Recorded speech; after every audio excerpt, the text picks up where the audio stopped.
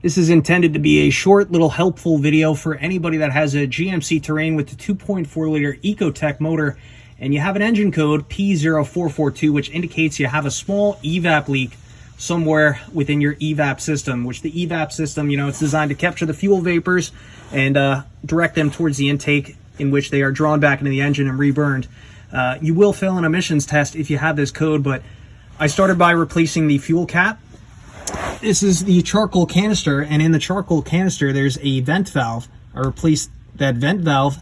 And then on the engine, by the intake, there is the canister purge valve. I replaced both those valves. I replaced the fuel cap, and lo and behold, the code came back. But when I was down under here replacing the vent valve on the charcoal canister, I was looking at these lines, right? This is the vapor line that goes in between the charcoal canister vent towards the intake, which has the charcoal canister purge valve. And I noticed that along the mounting locations, there was a tremendous amount of rust.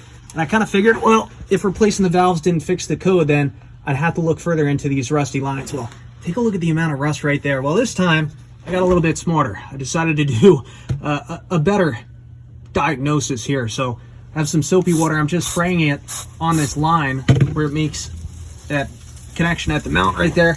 And I actually took the other end of that line. I undid the connection between that line that goes towards the engine and this charcoal canister, and I took my little air wand and I decided to pressurize that line going back towards the engine. And let me show you what I found.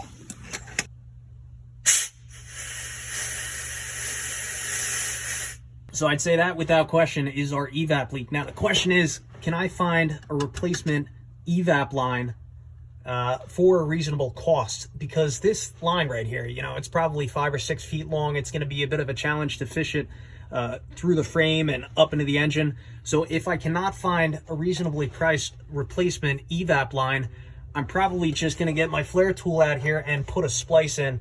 I got this at a garage sale for $5 some years ago, so I'll have to get a couple of special fittings and a bendy tool. Well, that's where I'm at right now. Definitely stay tuned, because this is definitely going to be another future repair video.